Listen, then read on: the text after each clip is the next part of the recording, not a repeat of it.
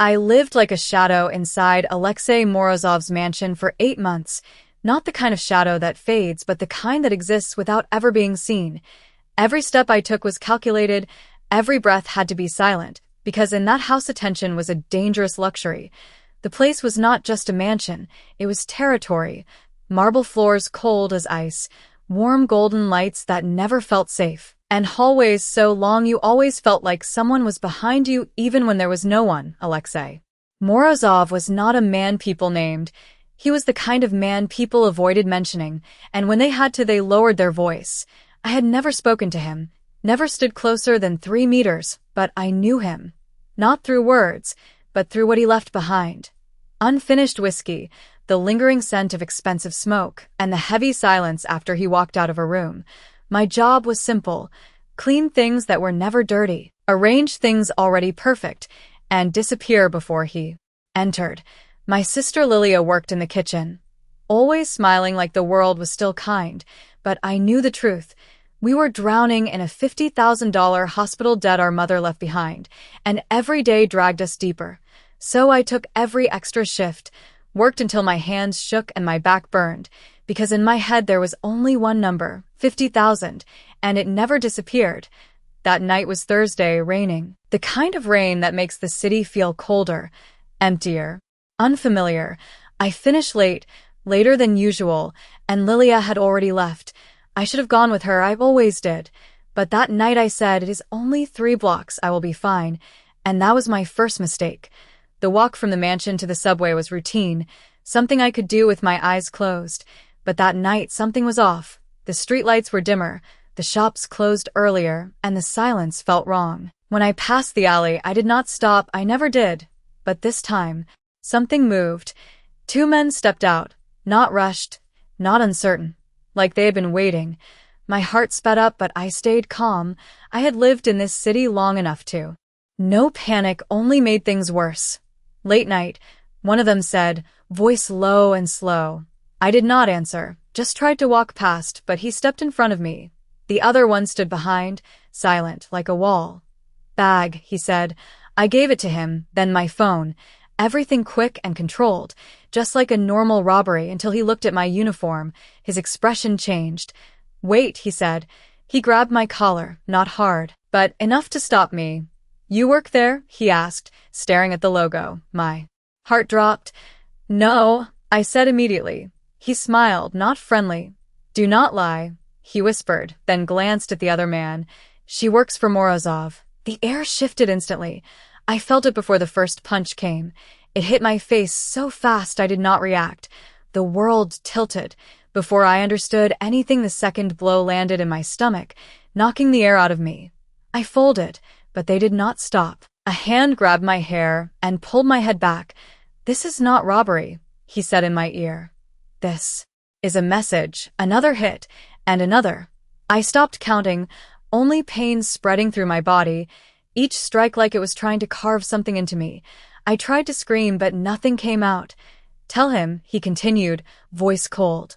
We are not afraid of him. Then the final hit, harder than the rest, and everything went black. When I woke up, the first thing I heard was not the rain, it was my heartbeat, slow, heavy, uneven, like my body was trying to remember how to exist. I did not open my eyes right away, because for a few fragile seconds I could pretend it was all a bad dream, that I was still in my small room, that Lilia would walk in and tell me to get ready for work. Then a drop of cold water hit my eyelid, slipped in, and dragged me back to reality. I opened my eyes. The world was blurred. Streetlights, stretching into shaking golden lines through the rain. Everything tilted. I was on the ground, one side of my face pressed against cold concrete that snapped me fully awake. The metallic taste of blood filled my mouth. I tried to swallow, but my throat burned dry. I moved my hand, and pain shot up from my wrist to my shoulder so sharply I had to bite down to stay silent. My body was no longer responding properly, slow, heavy, like each part was working separately. I tried to breathe in deeply, a mistake. Pain exploded in my chest, sharp and deep, like something inside had cracked. A weak, broken sound escaped me. The rain kept falling, steady, indifferent. I did not know how long I had been there. Only that time no longer mattered. Seconds stretched into minutes, and minutes slipped away without meaning. Finally, I placed my hand on the ground and pushed myself up. It slipped on water and blood, and I collapsed again. The second time I moved slower, careful, like I was learning how to stand for the first time. When I managed to sit up, the world spun, and I had to close my eyes to steady it. "Stand up," I whispered to myself, my voice rough and unfamiliar. No one heard, but I said it anyway, because if I did not, I was afraid I would not move at all. I pushed myself up. My legs trembled, my knees nearly buckling under my weight. I stood unsteady, swaying, and in that moment I realized something colder than the rain. No one was coming, no one was looking for me. No one knew. I was still a shadow, even like this. I took a step, then another, each one painful, but I did not stop. The alley felt longer, darker, every shadow tightening my chest. I was afraid they would come back, afraid to see their eyes again. Afraid, but I kept moving. When I reached the main street, there was more light, cars passing, people walking, but no one looked at me for more than a second. A woman glanced and quickly looked away. A man smoking watched from a distance, then turned his back. No one asked, no one stopped. And in that moment I understood. I had not just been attacked. I had been erased. I pulled my coat tighter, hiding what I could, and kept walking, every step a small battle. I do not remember how long it took, only that when I reached the subway my legs barely felt like mine. I leaned against the wall, breathing hard, trying not to collapse.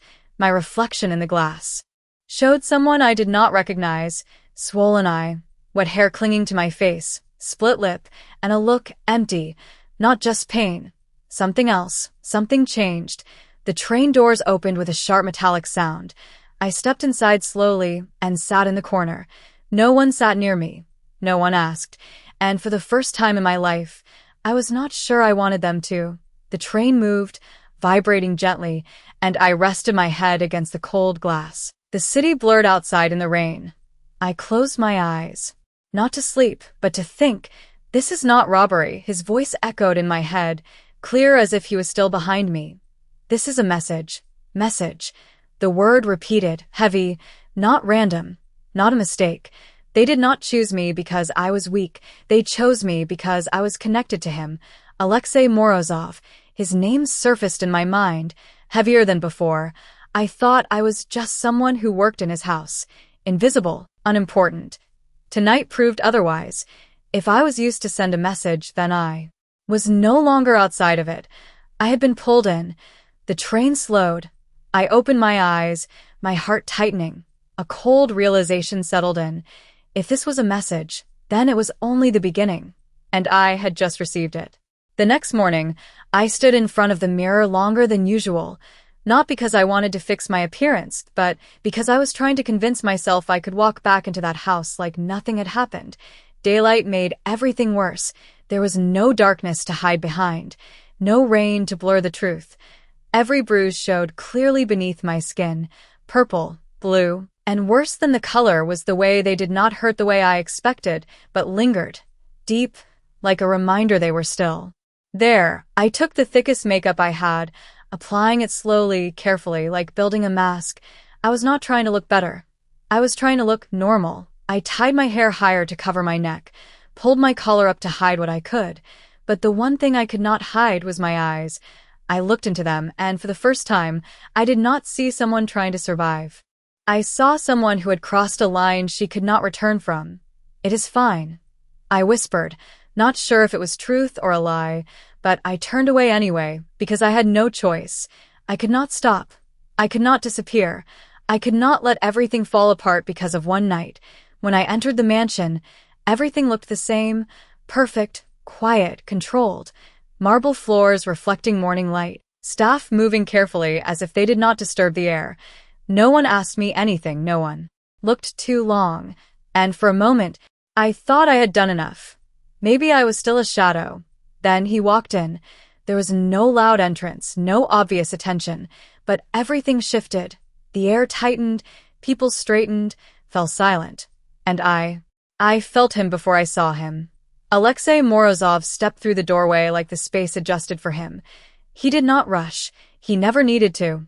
Every step was controlled, certain, like he did not need to look to know where everything was. I lowered my head immediately, like always. It was instinct. It was survival. But today it was not enough. I felt his gaze stop. Not pass. Not ignore. Stop. And in that moment, my heartbeat faltered. I stayed still, as if not moving could make me invisible. But I was wrong.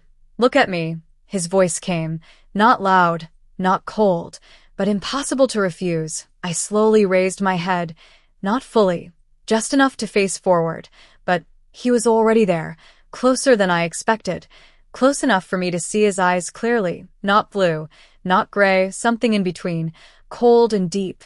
He did not speak right away. He just looked, and that look was not curiosity. It was analysis, measurement, understanding. I felt my makeup become meaningless. Every bruise exposed under that gaze. I tried to stay calm, keep my breathing steady, but my body betrayed me. Who did this? He asked. 3 words, not raised, not forced. But it was not a question. It was something already known, waiting to be confirmed. I opened my mouth, the first answer forming. Nothing, but it did not come out, because under that gaze I knew lying was pointless. I stayed silent. 1 second. 2. Too long. He stepped closer. Not fast, not sudden, but enough to close the distance between us. I could feel his presence more clearly now.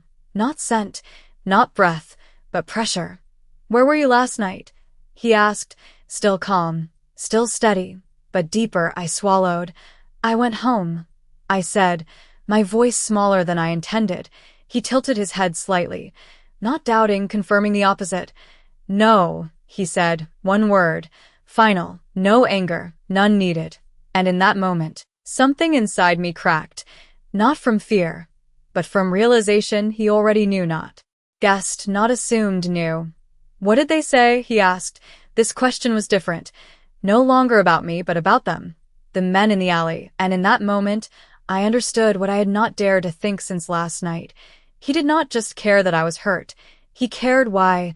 I looked down, trying to hold on to the last piece of control I had. They said it was a message. I whispered. The air changed instantly. Not louder, but heavier, stiller. I did not need to look to know everyone heard. And I did not need to look to know what that meant. I lifted my gaze again. Alexei's expression did not change. No anger, no surprise, but his eyes deeper, colder. And in that moment, I felt it clearly. I was not the only one who had crossed a line. He stepped closer again, too close, and for the first time, he raised his hand, slow, controlled, his fingers stopping just beneath my chin, lifting it slightly, not forceful, not harsh, but enough to make me meet his eyes. Look at me, he said. Lower now, closer. And I did, not because I wanted to, but because I could not do otherwise. In his gaze, I saw something I had never seen before. Not coldness, but a storm held back. From now on, he said, each word clear, deliberate. You do not walk alone. Not a suggestion, not advice, a decision. And in that moment, I understood. I was no longer outside his world. I was in it. And what sent a chill through me was not that I had been pulled in, but the way he pulled me in, as if I had always belonged there. I did not see it happen immediately, but I felt it begin. Not through noise, not through obvious action, but through a shift in the air. After I left the room, everything became too quiet, the kind of silence that tells you something is being decided somewhere else. The day passed like a thin fog. I worked, moved, spoke when needed, but my mind stayed somewhere else. In those words, this is a message, and in the way he looked at me when I said them, evening came faster than I expected, or maybe I just did not notice time passing. When I was about to leave, a man was waiting for me at the door. Not staff. Not someone I had seen before. His suit was dark, precise, his expression unreadable. Come with me, he said, not a question, not an explanation, just a statement. I froze for a second. My heart picked up. I knew I should ask where, but I did not, because I already knew. I followed. Not because I wanted to, but because I did not have a choice. We walked through hallways I had never entered before, deeper, quieter, the light dimmer, doors thicker, closed, like they were hiding things not meant to be seen. Every step echoed louder than usual, as if the space itself amplified sound. The man stopped at a door, knocked twice, did not wait long. It opened, and I stepped inside. The room was not large, but it felt heavy, not because of its size, but because of what was inside. Two men were on their knees, hands restrained behind them, heads lowered. They did not look like the men from the alley anymore. No confidence, no aggression, only fear. I recognized them instantly. My chest tightened. My body reacted before my mind could. I stopped, did not step further, and then I saw him. Alexei stood in front of them, his back to me. He did not need to turn to know I was there. "Close the door," he said, not loud, but the room obeyed immediately. The door shut behind me with a heavy sound, cutting me off from everything outside. I stood there, not knowing what to do. No one told me to move. No one told me to leave. I simply stayed, watching. Alexei moved around them slowly, not rushed, like he had all the time in the world. They did not lift their heads, did not breathe too loudly, and I realized real power does not need to be shown. It just needs to exist. "Who gave the order?" he asked. A simple question, no threat, but no room for silence. One of them trembled. I saw his shoulders tighten. He opened his mouth. I then stopped. Alexei did not interrupt, did not push. He just waited, and that waiting was worse than anything. "I do not." The man tried again, voice breaking. I do not know." A slight nod from Alexei. So small it could be missed, but the room understood. The man behind them stepped forward. No warning, no counting, just one precise motion. The man collapsed, breath cut short. The other one spoke instantly. "We were hired," he blurted, panicked. "We did not know who she was, just told to get his attention." "His?" Alexei asked. One word, but enough to make the man shake harder. "Morozov," he whispered, not daring to look up, not daring to say it louder. The air in the room turned colder, not temperature, meaning. Alexei stopped, for the first time since I entered. He turned slightly, just enough for his gaze to pass over me for a second, and in that second, I understood. I should not be here, but it was too late. He turned back. "Who hired you?" he asked. Same tone, steady, low, but deeper. The man shook his head. "We do not know. They never showed their faces, just paid, told us it had to be done this week." Silence, long, heavy. I could hear my own heartbeat clearly. Alexei stepped closer, leaned slightly. Not enough to be friendly, just enough to be dangerous. "No," he said softly, almost a whisper, but enough to freeze the man. "Men like you always know. More than they say. No shouting, no threat, just truth." Then he straightened, turned away, as if the answer was already decided. "Continue," he said. 2 words, simple, and I did not need to ask, "Continue what?" Because the room understood, because they understood, because I understood. I turned away, did not look, not because I was weak, but because I did not need to see to know what was happening, but I still heard. And the sound was not loud, not long, but enough to make me understand that in his world, messages are always answered, and they are always answered. Clearly, when I left the room, my legs were not steady. I did not fall, but I was no longer the same person who walked in. Behind me, the door closed, and in my mind one thought remained. If last night was a message sent to him, then tonight was the answer.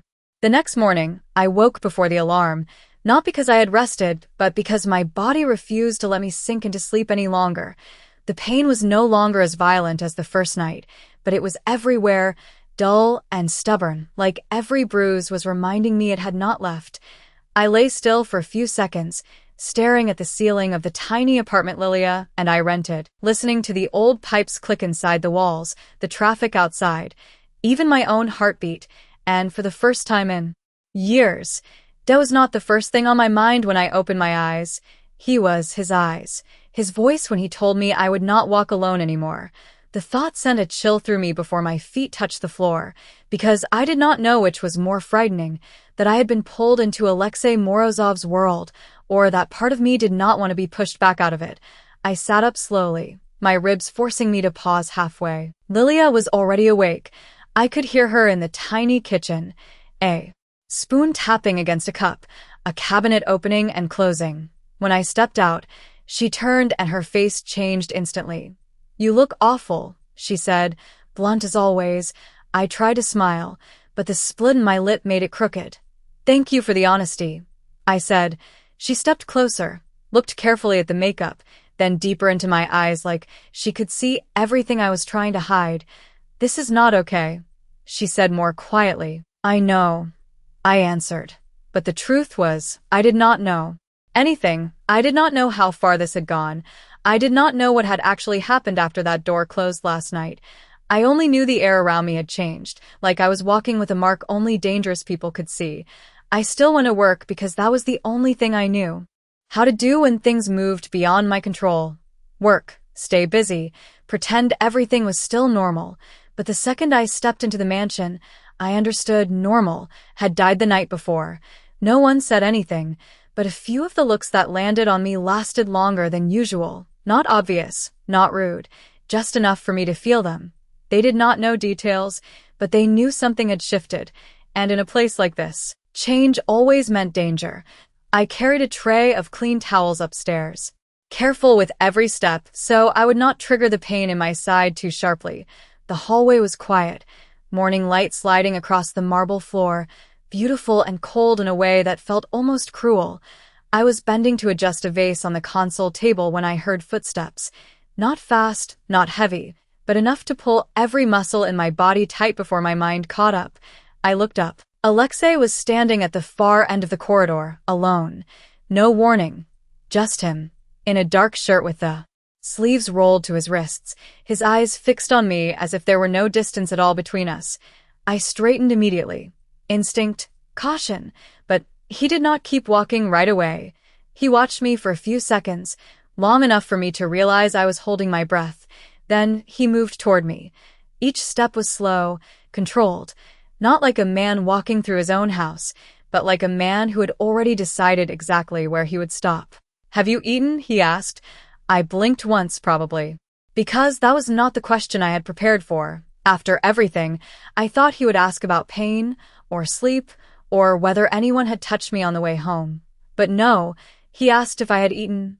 "I had coffee," I said. It was true. It was also how I usually started my mornings. His gaze dropped to the towels in my hands, then returned to my face. "That was not my question," he said. His voice was still low, still even, but something in it made the sentence sound closer to a reprimand than an observation. I did not know how to respond. A short silence fell between us. Then he held out his hand, casually, as if he had done it 100 times before. For 1 second I thought he was going to touch my face. The bruise the makeup had not fully hidden, but he did not. He took the tray from my hands. That was all. Such a small gesture, and still my heart reacted too fast. "You are not carrying this," he said. "It is not heavy." I replied immediately, almost defensive. He looked at me, and his eyes were enough to make me realize how meaningless that sounded. "I was not talking about the tray," he said. Then I understood. Not the weight of the towels, the weight of me still trying to move through this house like I was untouched, like I had not been beaten nearly apart 3 blocks from his front door. He set the tray on the table beside us, then leaned in slightly. Not touching, not needing to, his presence alone was enough to make the space between us feel dense. "You are coming with me?" he said. No explanation, no question. "Where?" I asked before I had time to decide whether I should. "Doctor," he answered. One word, clear, final. I took half a step back on instinct. "I do not need." I started. "You do," he cut in, not loud, but his tone shifted just enough on the last word to turn it from an answer into an order. I looked at him, trying to stay calm. "I cannot pay for a private doctor," I said. This time I did not lie, did not soften it, just said the one thing that actually terrified me. Money. Always money. Always the number dragging me down. I expected irritation, or coldness, or a flat "that is not your concern," but he did none of that. He only looked at me for one extra beat, like he had heard something he already knew and still disliked. "I am not taking you because you can pay," he said. "I am taking you because I said you need to go." There was no softness in it, and that precise, cold certainty unsettled me more than comfort would have. He did not soothe. He did not make me feel safe. He simply decided. And the most dangerous part was that some small part of me felt relief in that. He turned his head slightly toward the far end of the hall. Without raising his voice, a man I had not even noticed appeared as if he had always been there. "Car in 5 minutes," Alexei said. The man nodded once and disappeared. Everything happened too smoothly, too quickly, as if his orders did not pass through time before becoming real. I still stood there. "I have work," I said, and even I could hear how weak that sounded. Alexei looked directly at me. "No," he said, "one word. Enough." Then he tilted his head slightly, his gaze settling on my collar, where I had probably missed a bruise. His hand lifted slowly, and this time he really touched me. His fingertips brushed the edge of my collar, drawing it closer across my skin. A tiny movement, small enough to be mistaken for nothing if my whole body had not already gone still. He did not touch me long, only long enough to throw my heartbeat off. "You are not as good at hiding pain as you think," he said. It was not teasing, and it was not pity. It was too accurate to be either. I said nothing, not because I did not want to, but because I did not know what to say when someone could see through my mask that easily. We went downstairs in silence. Not awkward silence, but the kind that happens when one person has taken complete control and the other understands resistance will only cost more energy. The car was waiting outside, black, long, the door already open. The rain had stopped, but the pavement was still wet, reflecting the gray sky. I paused in front of the car for a second. Alexei stopped right behind me, close enough that I could feel his body heat through the cold air. "Lena." I froze. He had not used my name like that before. Not in a question, not in confrontation, but like it belonged to him when he wanted me to stop hesitating. "Get in," he said, softer than before, no less certain. I got in. The inside of the car was quiet, smelling like leather and something dark and clean, very much like him. I sat as far to one side as I could on instinct, pretending distance still meant anything. Alexei got in after me and sat beside me, not across. That choice alone shifted my heartbeat again. The car moved. The city slid backward behind the tinted glass. I watched it for a few seconds, then turned. He was looking at me. Not constantly, not in a way that made me uncomfortable, but in a way that made me feel like I was being held inside the range of something dangerous. "Why?" I asked.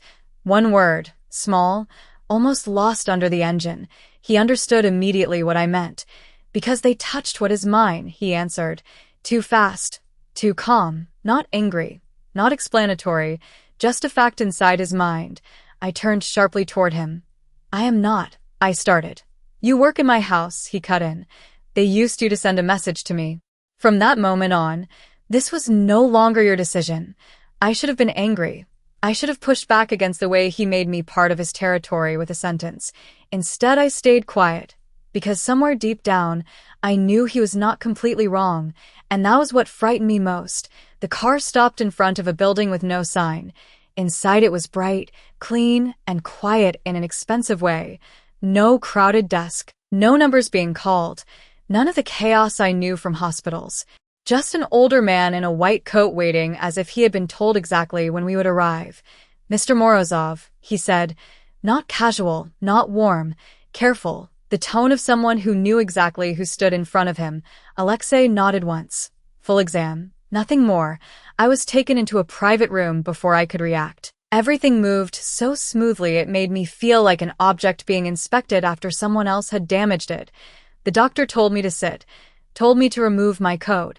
I slowed, not from embarrassment, but because beneath the fabric was evidence, not only of violence, but of how close I had come to crossing into this world. Alexei did not turn away. He stayed near the door, silent, one hand in his pocket, his eyes still on me. I almost told him he could leave, but the words died before they formed, because if I said it and he refused, I would feel smaller. The doctor lifted my chin, checked my eye, my lip, my cheekbone, then my ribs, when his fingers pressed lightly into my left side. A sharp breath escaped me before I could stop it. He looked up. "Possible rib injury," he said. The words made my stomach drop. He kept examining me, slow and precise. Through it all, I did not look at Alexei, but I felt him there, like silent pressure filling the room. Finally, the doctor straightened. "Not a full break," he said, "but bruised ribs, abdominal trauma, dehydration, and she needs rest. Rest." The words sounded so luxurious it was almost absurd. I gave a short, humorless laugh. "I do not have time to rest," I said.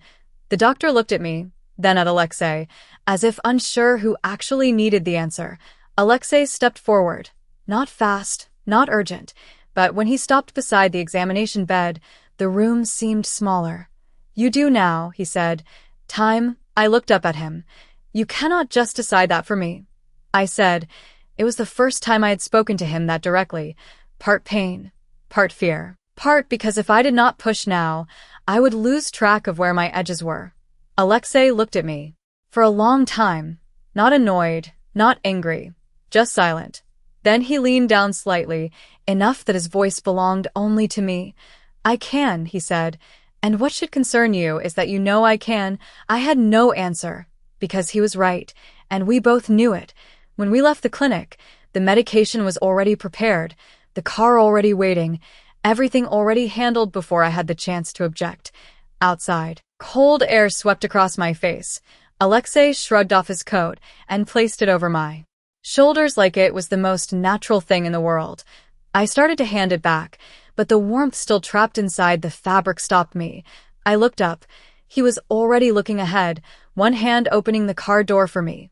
Not looking at me, not waiting for thanks, as if his care was not kindness, but another form of control, quieter, more precise, more dangerous. And when I sat back inside the car and pulled the coat more tightly around myself, I realized what was disorienting me most was not that he was taking care of me. It was that somewhere deep in my chest, I was beginning to feel safe when he did. Everything after that changed in the most dangerous way, not loudly, not suddenly, but slowly, like water soaking into a wall.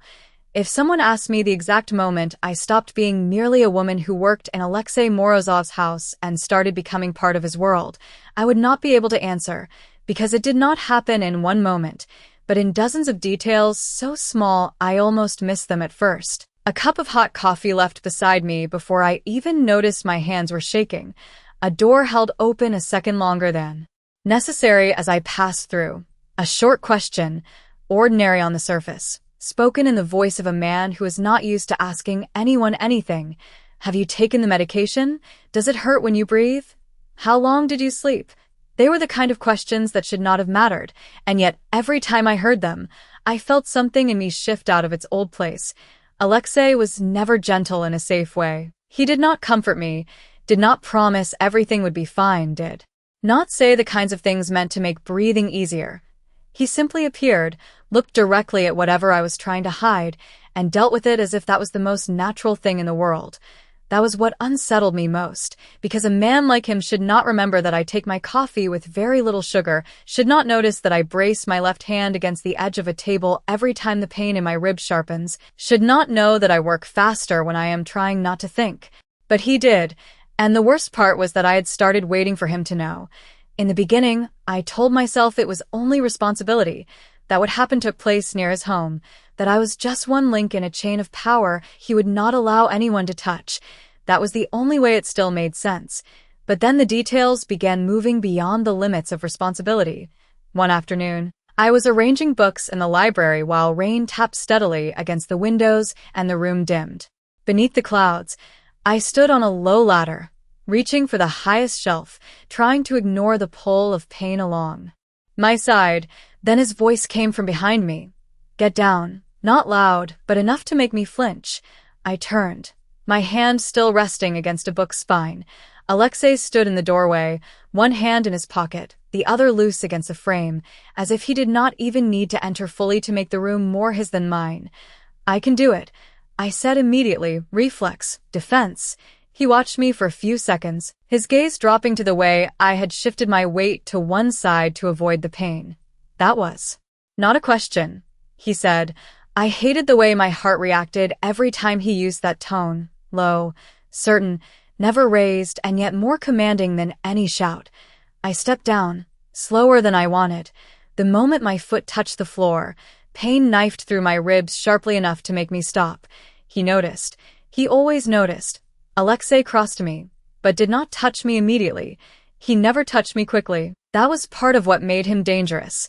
He always controlled the distance perfectly. Always allowed me to see the movement before he made it. His hand lifted, paused near my waist for one brief beat, as if giving me the chance to step back if I wanted. I did not. His fingertips brushed the side of the ladder, pulling it farther away from me, and only then did he look directly at my face. "You are in pain," he said. Not a question. I turned away. "I am fine." The words sounded weak the second they left me. Alexei tilted his head slightly, like that clumsy lie was not even worth dismantling. He stepped past me, reached easily for the book on the top shelf, and set it on the table. Such a small thing, and still it made the distance between us clearer in a new way. Not only power, money, or danger, but the fact that he was stepping into the spaces I had always been used to filling alone. "Since when did you decide that carrying everything by yourself is what makes you strong?" he asked. I looked up sharply. The question hit something deeper than the pain in my side. "I do not," I began. "You do," he cut in, still calm, still not loud. "You carry everything alone as if that is the only way to survive." I stared at him. Part of me wanted to argue, to tell him he knew nothing, to remind him that some people learn to carry things alone because there is no one there to help. But I said nothing, because I was afraid if I did, he would see even more. Silence stretched between us. Outside, the rain grew heavier, the sound against the windows like a countdown. Alexei watched me, not forcing, not retreating. That was what made him different from everyone else. He never pushed me to speak. He simply stood there with a presence large enough to make my secrets feel smaller. "You should rest," he said at last. "I am working," I replied. He let his gaze travel around the library, then back to me. "You call this working?" I knew he meant the way I was using movement to avoid thought, and I hated that he knew it. "If I stop, I will think," I said, and this time it was true. He moved closer, not touching, only close enough to make the air between us shift. "Then think," he said, "but do not destroy yourself while doing it." Something in the way he said it tightened my throat. It was not soft, not kind, and somehow that made it far more dangerous, because it was the first time I heard not just control in him, but attention, real attention, focused entirely on me, as if in that moment nothing else in the world mattered more. I turned away, looking at the rain-darkened window, seeing our reflection against the gray sky, me smaller, tighter, like I was trying not to fall apart, him behind me, dark and steady, like a larger shadow covering everything. "You should not be here," I said, not because I was certain it was true, but because I needed to test whether the words could push him back. "No," Alexei answered immediately. "I should be exactly where I am." My pulse kicked harder. I gave a small laugh with no amusement in it. "That is your problem, is it not? You think everything belongs to you." I thought that would annoy him. Instead, he only looked at me a beat longer. "No," he said, "only what I do not intend to lose." The room seemed to stop breathing.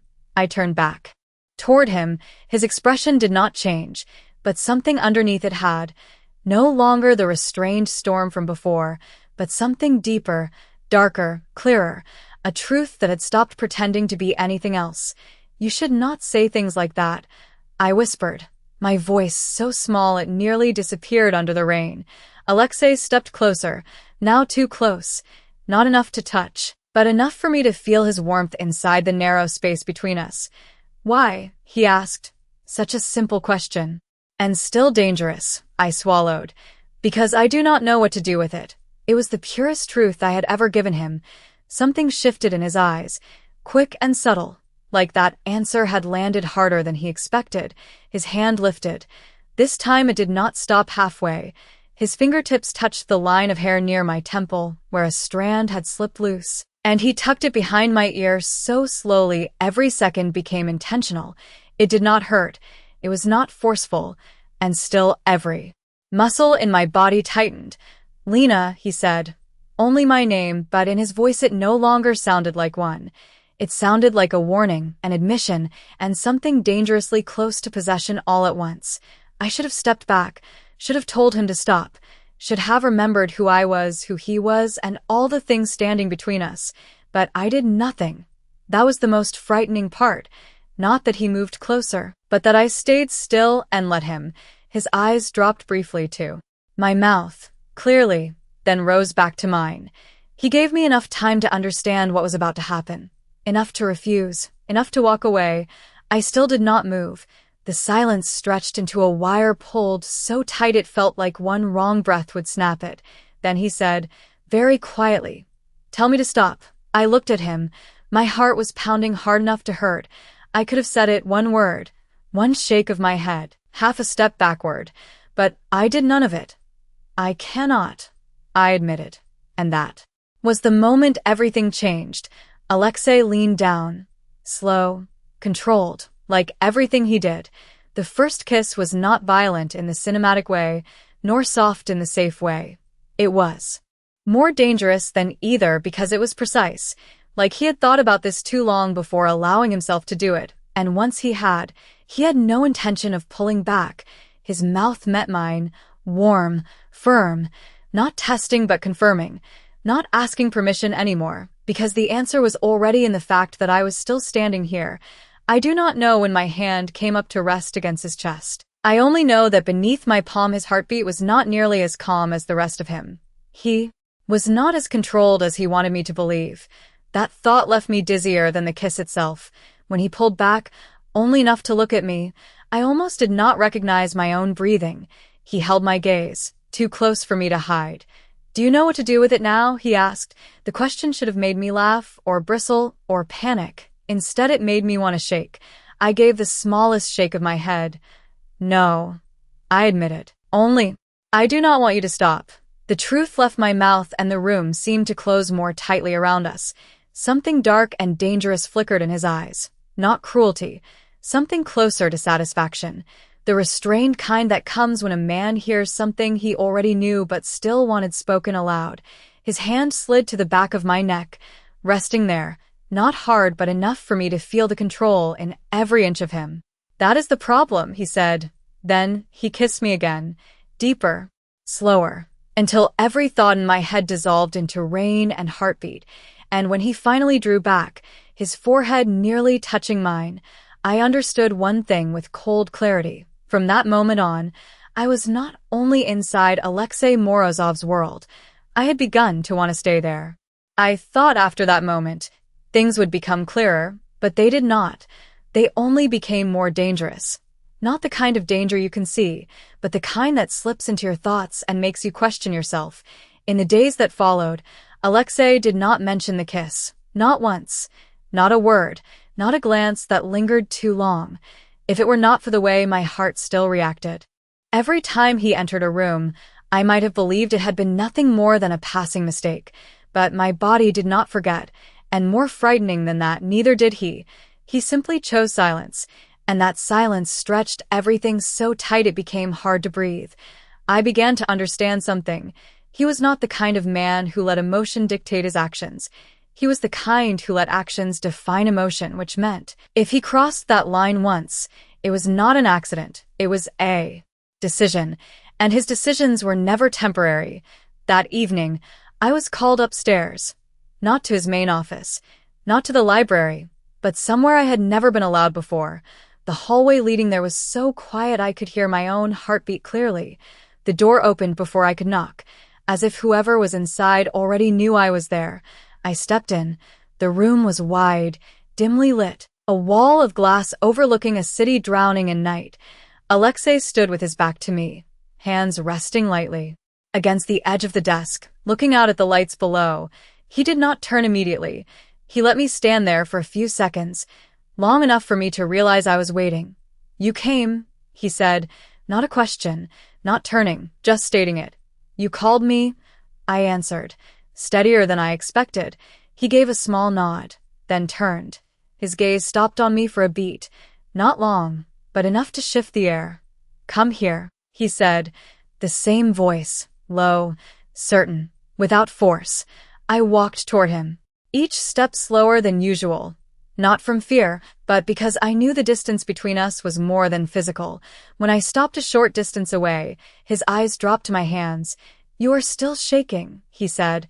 I followed his gaze, and he was right. I had not even noticed until he pointed it out. "I am fine," I said. This time, it sounded less like denial and more like a confession. Alexei stepped closer. Never sudden, never rushed. Always giving me time to understand what was happening. "That is the problem," he said. "You always think everything is fine until it becomes something that cannot be fixed." I looked up at him. That was not just about now. It was about something deeper. "What do you want?" I asked. The first time I had asked him directly. No deflection, no avoidance. A brief silence, just long enough to give the question weight. Alexei studied me as if deciding whether I deserved the truth. Then he said, "I want to know where you stand." I stilled. "What do you mean?" He tilted his head slightly, his gaze never leaving mine. "You are already inside this world," he said. "The question is, are you standing at the edge, or have you decided to stay?" My heart pounded harder. There was no safe answer. I could say I did not want to be involved, but we both knew that was no longer true. I could say I wanted to leave, but I had not left when I still could. The truth was somewhere in between, and that was the most dangerous place to be. "I do not know," I said, not trying to sound strong, just honest. Alexei watched me a moment longer. Not disappointed, not satisfied, just observing. "No," he said softly. I frowned. "You always say I am wrong." Something like the ghost of a smile flickered in his eyes, brief, almost invisible. "No," he said. "I simply do not accept the answers you use to avoid the truth." That silenced me, because it was accurate, and I hated that it was. He stepped closer again. Now the distance between us was almost gone. I could see every detail of his face, the control, the precision, and something dangerous beneath it. "If you want to leave," he said, "I will let you go." My heart dipped for a beat, not from relief, but from the opposite. He continued, "But if you stay, you do not get to stand in between. No third option, no safe ground, only leaving or staying." And I realized what frightened me most was not being pulled into his world, but that I was walking into it myself. I took a slow breath, the ache in my chest reminding me my body still had limits, but that did not stop the answer. "If I stay," I began, my voice lower.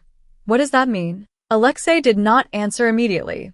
He looked at me as if waiting for me to understand before he said it. Then he lifted his hand. No hesitation this time. His fingers touched my chin, lifting it slightly, forcing me to meet his eyes. "It means you are no longer outside," he said. "It means anyone who touches you is touching me." There was no threat in his tone. There did not need to be. The statement carried its own weight. My heartbeat shifted, not from fear but from the gravity of it. "And it means," he continued, his voice lower, closer, "you do not get to walk away when things become difficult." It was not a trap. It was a warning, a promise, and a line drawn all at once.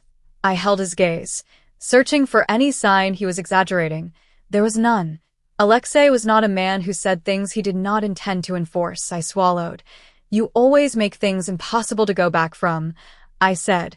He studied me for a beat, then answered quietly, "I only say what was already impossible to go back from before." That ended the last of my hesitation. I do not know if I stepped forward or if he pulled me in, only that the distance between us disappeared. Completely. This time, I did not stay still. I chose. My hand caught his shirt, holding on like if I let go, I would fall back into who I used to be. My mouth found his first, faster, less controlled, and for the first time, I felt his control slip, just a fraction, but enough. He responded immediately, stronger, deeper, no longer testing or confirming but claiming. His hand held me in place, not hurting, but leaving no room for distance. And in that moment, I understood. This was no longer a story about being pulled into his world. This was a story about choosing to stay. and from that second on there was no way back. After that night, I could no longer pretend I was standing outside. Not because Alexei said it, but because I no longer wanted to be outside. The most dangerous part was not that he pulled me in, but that I began to understand his world and did not turn away. In the days that followed, everything around me shifted in subtle ways. No one said anything directly, but the way they looked at me changed. People who once saw me as nothing more than staff now paused a second longer when their eyes met mine. Conversations lowered when I walked past, and doors that used to stay closed now opened without resistance. I did not ask. I did not need to. I knew what it meant. I was no longer invisible, and in this world, being seen was not safe. That evening, as I was leaving the building, a black car stopped in front of me. No visible plates, tinted windows. The door opened before I could react. "Get in," a voice said from inside. I did not need to look to know it was one of Alexei's men. I stood still for a second. Not from fear, but because I was thinking. Not should I get in, but what other choice do I have? I stepped inside. The door shut immediately. The car moved. No one spoke for the first few minutes. The silence inside was controlled, not comfortable. "He is waiting," the man in the front seat said. I looked out the window, watching the city blur into streaks of light. "Where?" I asked. "You will know when we arrive," he replied. The answer felt familiar enough that I did not ask again. We stopped in front of a building I had never seen. No sign. No exterior lights. Only a metal door and two men standing guard. As I stepped out, a chill ran down my spine. Not from the air, from instinct. This was not a place for outsiders. The door opened. I walked in. The inside was not dark, but the lighting was cold, sharp. A long hallway, footsteps echoing. I followed, not looking. Back. When we stopped at a room, the door opened and I was motioned inside. I stepped in, and immediately, I understood why I had been brought. A man sat in a chair, restrained, head lowered. Not the same men as before. This one was different, cleaner, quieter, more dangerous. Alexei stood behind him, one hand resting lightly on the back of the chair, his gaze fixed on me as I entered. "You are here," he said, calm, as if this were ordinary, but the room said otherwise. I did not move further. I stayed by the door. "Who is he?" I asked. Alexei did not answer immediately. He looked at me for a beat, then said, "The one who paid." My chest tightened. The words carried weight. "Has he spoken?" I asked. I did not know when I started asking questions like that. Alexei shook his head slightly. He is deciding whether to speak or stay silent. His gaze shifted to the man. No more words needed. I looked at him, and for the first time, I was not afraid. I understood something clearly. He did not fear me. He feared Alexei, and that placed me somewhere I had never stood before. Alexei stepped closer to me, not touching, but close enough for his presence to feel like pressure. "I want you here," he said. I turned to him. "For what?" "To understand," he answered. One word. Simple, not easy. I stayed silent. I knew he would not explain further. He wanted me to see for myself. The man lifted his head. For the first time his eyes met mine. There was no pity there, only calculation. "You should not be here," he said calmly. I did not respond, because that was no longer true. Alexei did not interfere, as if he was waiting to see what I would do, and in that moment, I understood. This was not a test for the man, it was a test for me. I stepped forward, slow, controlled, stopping in front of him. "Do you know who I am?" I asked, my voice steadier than I expected. He studied me for a second, then gave a faint smile. "No," he said, "but I know you matter." My heart hit harder. Not pride meaning. I glanced at Alexei. His expression did not change, but I knew he was watching everything. I turned back. "Then you should speak," I said. No threat, no raised voice, just a statement. The man looked at me longer, measuring. Then he said, "If I speak, I die." I did not blink. "If you do not, you still die." Silence filled the room. One beat, two. Then Alexei tilted his head slightly. Just enough. The man laughed. No longer calm. Then, "I will choose the faster death," he said, and he gave a name, just one name, but enough to shift the entire room. I did not recognize it, but Alexei did. I saw it in the way he straightened slightly, small but unmistakable, and I understood. This was bigger than I thought. When I looked back at him, our eyes met. No words, no explanation. I had stepped deeper, and this time it was not because he pulled me in, it was because I chose to move forward. The name did not leave my mind, not because I understood it, but because of the way Alexei reacted to it. It was subtle, almost invisible, a slight pause, a breath held a fraction too long, a shift in his eyes that most people would never notice. But with him, even the smallest change meant something dangerous. I did not ask immediately. I knew better than to question him while he was still thinking. The room was silent, but no longer still. It felt like the moment before a storm. Everything. Quiet, but you know it will not last. The man lowered his head again, as if his part was finished, and in a way it was. Alexei turned away, not sparing him another glance. That was more unsettling than if he had stayed. "Take him," he said, calm, emotionless. The men behind stepped forward immediately. No resistance, no pleading.